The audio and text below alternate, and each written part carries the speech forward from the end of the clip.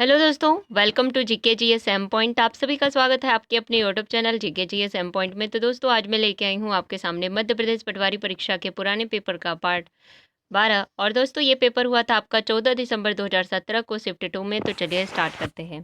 पहला क्वेश्चन है आपके सामने, कंप्यूटर और सर्वर का संग्रह जो एक दूसरे से पूरे विश्व में राउटर और स्विचों के उपयोग द्वारा जुड़े होते हैं क्या कहलाते हैं। ठीक है, क्या क्वेश्चन आपसे पूछ रहा है? क्वेश्चन आपसे पूछ रहा है कंप्यूटर और सर्वर का संग्रह जो एक दूसरे से पूरे विश्व में राउटर और स्विचों के उपयोग द्वारा जुड़े होते हैं क्या कहलाते हैं। तो दोस्तों, ये क्या कहलाते हैं? ये कहलाते हैं क्या? इंटरनेट। क्या कहलाते हैं? इंटरनेट कहलाते हैं। ऑप्शन नंबर 2 क्या है इसका राइट आंसर है। ठीक है, चलिए आगे बढ़ते हैं। अगला क्वेश्चन है आपके सामने, क्या पूछा है? निम्नलिखित में से कौन सा एक फॉन्ट स्टाइल नहीं है। ठीक है, क्या पूछ रहा है कि कौन सा एक फॉन्ट स्टाइल नहीं है? कैलिब्री, एरियल, एरियल ब्लैक और एरियल वाइट। तो दोस्तों, इसका राइट आंसर क्या होगा? इसका राइट आंसर है option number D, Arial white. ठीक है, एरियल वाइट नहीं होता है, बाकी कैलिबरी, एरियल और एरियल ब्लैक ये फॉन्ट स्टाइल में अवेलेबल होते हैं, लेकिन एरियल वाइट नहीं होता। ठीक है, ऑप्शन नंबर डी क्या है दोस्तों? इसका राइट आंसर है। चलिए आगे बढ़ते हैं। अगला क्वेश्चन है आपके सामने, क्या? तो अगला क्वेश्चन है दोस्तों कि ये बताइए गूगल द्वारा विकसित ब्राउज़र का नाम क्या है। ठीक है, गूगल द्वारा विकसित जो ब्राउज़र है, वेब ब्राउज़र है, उसका नाम क्या है? तो दोस्तों, उसका नाम क्या है? उसका नाम है गूगल क्रोम। क्या है? गूगल क्रोम है। ऑप्शन नंबर 2 क्या है इसका राइट आंसर है? Google Chrome. ठीक है, ये क्या है? वेब ब्राउज़र है। ठीक है, गूगल क्रोम। चलिए आगे बढ़ते हैं। अगला क्वेश्चन क्या है? अगला क्वेश्चन है आपके सामने कि प्रोम का तात्पर्य है। ठीक है, क्या आपसे पूछ रहा है प्रोम का तात्पर्य क्या होता है? तो दोस्तों, प्रोम का तात्पर्य मतलब इसका फुल फॉर्म यहाँ पे पूछ रहा है। प्रोम का तात्पर्य है प्रोग्रामेबल रीड ओनली मेमोरी। ठीक है, क्या है? प्रोग्रामेबल रीड ओनली मेमोरी है दोस्तों। ऑप्शन नंबर 2 क्या है इसका राइट आंसर है। ठीक है, चलिए आगे बढ़ते हैं। अगला क्वेश्चन है आपके सामने, क्या पूछ रहा है यहाँ पे कि क्या होता है जब आप एम एस एक्सेल में एक सेल सिलेक्ट करते हैं और इक्वल टू B25 टाइप करते हैं। ठीक है, क्या होता है जब आप एम एस एक्सेल में, सपोज करो आपने इसे सेल को सिलेक्ट कर लिया। ठीक है, और इस सेल में आपने क्या टाइप कर दिया? Equal to B25। ठीक है, क्या टाइप कर दिया? B25 टाइप कर दिया। तो इससे क्या होगा? तो दोस्तों देखते हैं क्या होता है। सिलेक्ट की गई सेल में इक्वल टू B24 दिखेगा, सिलेक्ट की गई सेल में त्रुटि दिखेगी, सिलेक्ट की गई सेल में वह मान दिखेगा जो B25 में होता है, या सिलेक्ट की गई सेल रिक्त होगी।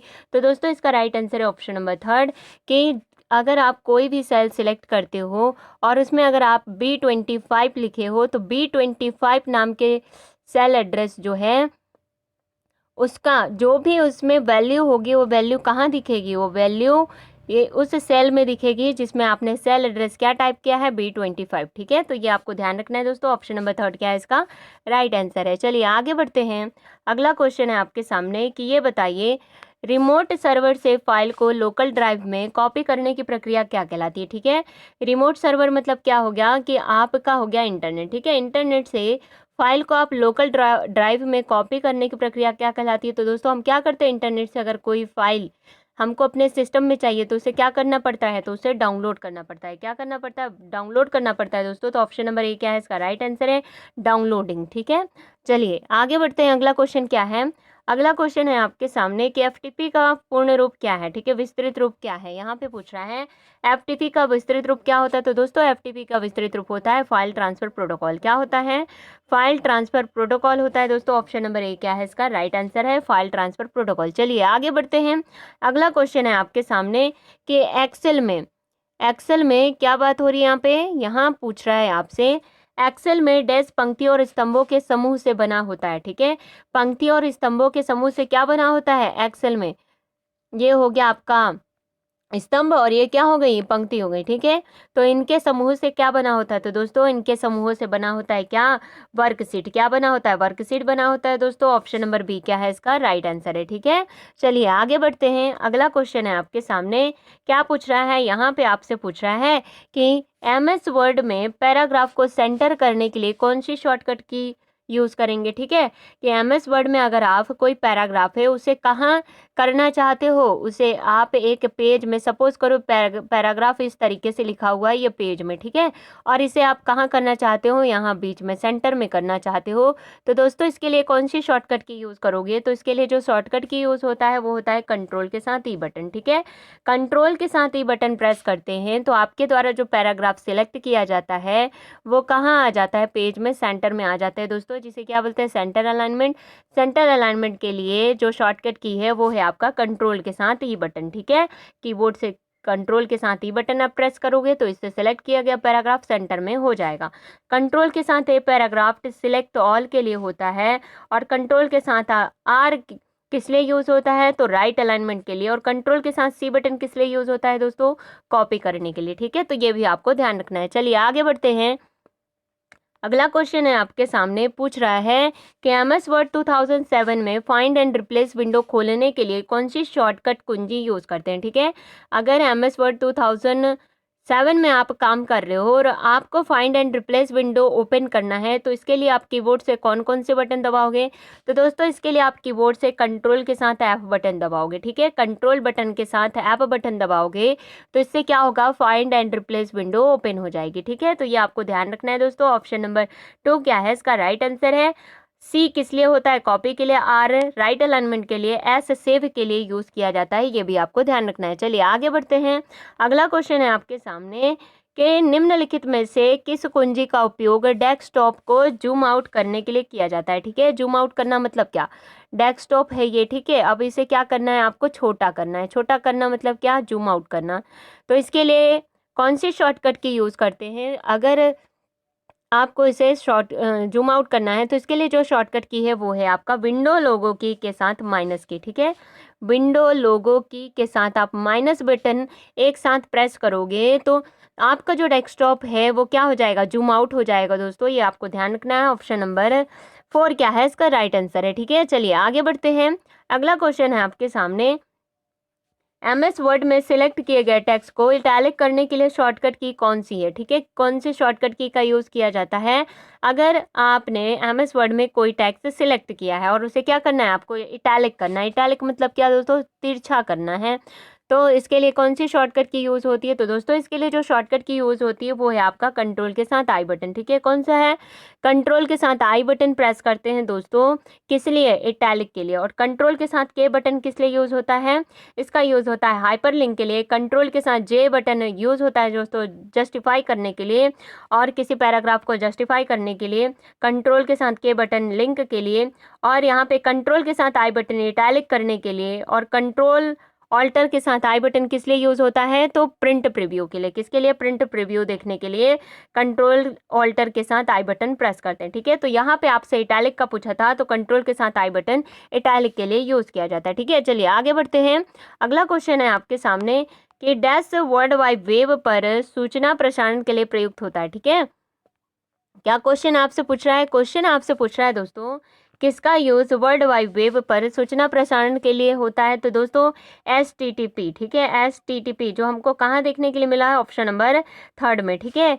HTTP का यूज़ किया जाता है वर्ल्ड वाइड वेब पर सूचना प्रसारण के लिए। तो ऑप्शन नंबर 3 क्या है, इसका राइट आंसर है हाइपर टेक्स्ट ट्रांसफ़र प्रोटोकॉल, इसका फुल फॉर्म होता है। क्या होता है, हाइपर टेक्स्ट ट्रांसफ़र प्रोटोकॉल, इसका फुल फॉर्म होता है दोस्तों।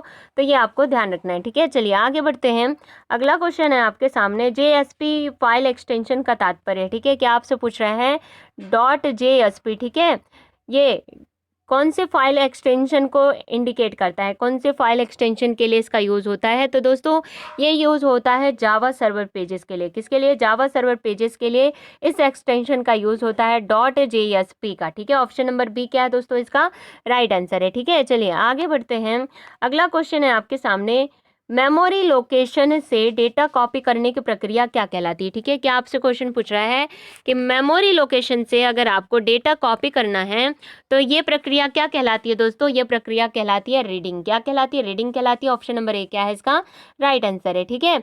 चलिए आगे बढ़ते हैं। अगला क्वेश्चन है आपके सामने, इंटरनेट क्या है। क्या आपसे पूछ रहा है इंटरनेट क्या है, तो दोस्तों इंटरनेट कंप्यूटरों की विश्वव्यापी नेटवर्किंग है। क्या है, इंटरनेट कंप्यूटरों की विश्वव्यापी नेटवर्किंग है दोस्तों। ऑप्शन नंबर बी क्या है इसका राइट आंसर है। ठीक है, चलिए आगे बढ़ते हैं। अगला क्वेश्चन क्या है, तो अगला क्वेश्चन है दोस्तों, मुख्य स्क्रीन एरिया जो आप कंप्यूटर को चालू करने के बाद देखते हैं क्या कहलाता है। ठीक है, क्या आपसे क्वेश्चन पूछ रहा है कि मुख्य स्क्रीन एरिया जब आप कंप्यूटर को चालू करने के बाद देखते हैं तो वो क्या कहलाता है, उस एरिया को क्या बोला जाता है। आपके सामने ऑप्शन है दोस्तों, start menu, desktop, file manager या ऑपरेटिंग सिस्टम। तो दोस्तों इसे क्या बोलते हैं, ये होता है आपका डेस्कटॉप कहलाता है। क्या कहलाता है, डेस्कटॉप कहलाता है। जब आपका कंप्यूटर सिस्टम ऑन होता है तो उस टाइम पे जो हमें मेन एरिया दिखता है, स्क्रीन एरिया दिखता है, उसे क्या है, उसे बोलते हैं डेस्कटॉप। ऑप्शन नंबर बी क्या है दोस्तों, इसका राइट आंसर है। ठीक है, चलिए आगे बढ़ते हैं। अगला क्वेश्चन है आपके सामने, डैश कॉपीराइट सॉफ्टवेयर का अनाधिकृत उपयोग, प्रतिलिपिकरण या बिक्री क्या कहलाता है। ठीक है, क्या कहलाते हैं,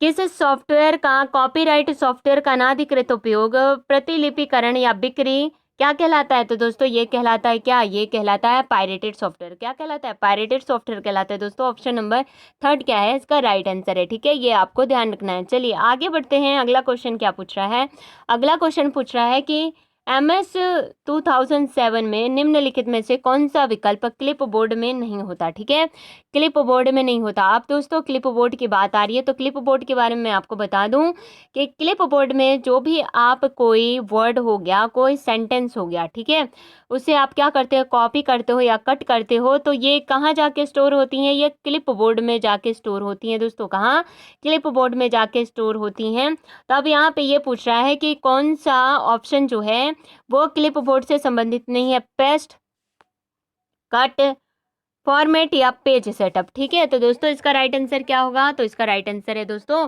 क्या, इसका राइट आंसर है पेज सेटअप। ठीक है, पेज सेटअप जो है ना, इसके विकल्प के अंतर्गत नहीं आता है, क्लिप बोर्ड में नहीं होता है दोस्तों। ऑप्शन नंबर 4 क्या है, इसका राइट आंसर है। ठीक है, चलिए आगे बढ़ते हैं। अगला क्वेश्चन क्या है, तो अगला क्वेश्चन है आपके सामने कि LCD स्कैनर एवं प्रिंटर, LCD स्कैनर एवं प्रिंटर डैश डिवाइसेस हैं, कैसी डिवाइसेस हैं, LCD स्कैनर एवं प्रिंटर। तो दोस्तों ये सभी कैसी डिवाइसेस हैं, ये सभी हार्डवेयर डिवाइसेस हैं। कैसी डिवाइसेस दोस्तों, हार्डवेयर डिवाइसेस है, तो ये आपको ध्यान रखना है।